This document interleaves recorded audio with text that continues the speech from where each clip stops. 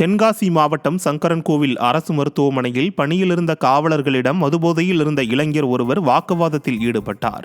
KV ஆலங்குளத்தைச் சேர்ந்த குருநாதன் என்ற இளைஞர் கால் வலிப்பதாக கூறி தனக்கு உடனடியாக மருத்துவம் பார்க்க வேண்டும் என மருத்துவமனையில் இருந்த மருத்துவர்களிடம் வாக்குவாதத்தில் ஈடுபட்டுள்ளார்.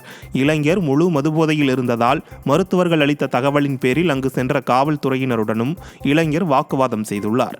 இதையடுத்து நீண்ட நேர போராட்டத்திற்கு பின்னர் காவல்துறையினர் இளைஞரை ஆட்டோவில் அனுப்பி வைத்தனர்.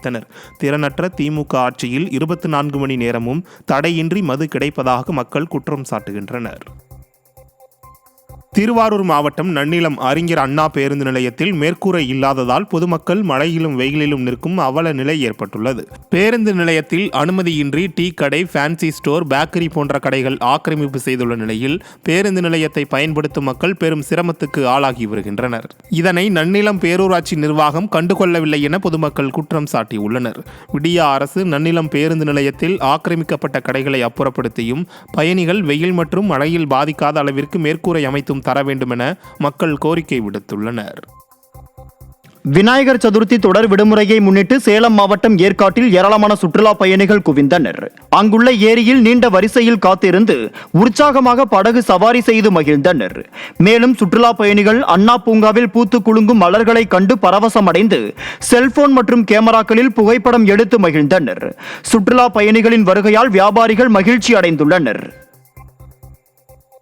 சிவகங்கை மாவட்டம் பூவந்தியில் விநாயகர் சதுர்த்தி விழாவை முன்னிட்டு மாட்டு வண்டி பந்தயம் வெகு விமர்சையாக நடைபெற்றது.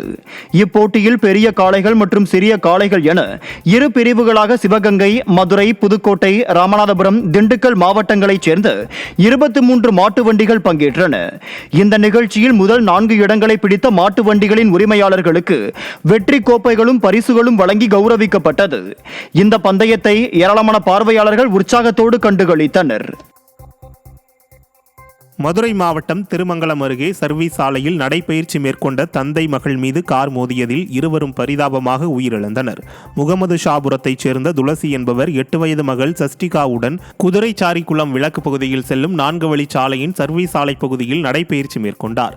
அப்போது சென்னையிலிருந்து நாகர்கோவில் நோக்கி வந்து கொண்டிருந்த கார் ஒன்று கட்டுப்பாட்டை இழந்து சர்வீஸ் சாலையில் நடந்து கொண்டிருந்த தந்தை மகள் இருவர் மீது மோதியது.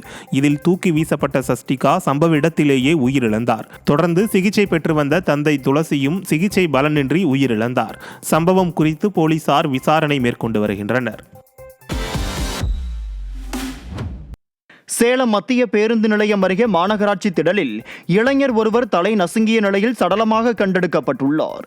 சடலம் கண்டெடுக்கப்பட்ட இடத்தில் இரவு நேரங்களில் மாநகராட்சி குப்பைகள் சேகரிக்கும் கனரக வாகனங்களும் ஒரு சில வாடகை கார்களும் ஆம்னி பேருந்துகளும் நிறுத்தப்படுவது வழக்கம். இப்படி நிறுத்தப்பட்ட ஒரு கனரக வாகனத்தின் சக்கரம் ஏறி இறங்கியதில் கடலூர் மாவட்டத்தைச் சேர்ந்த சரவணன் என்ற அந்த நபர் தலை நசுங்கி இறந்தது தெரிய வந்துள்ளது.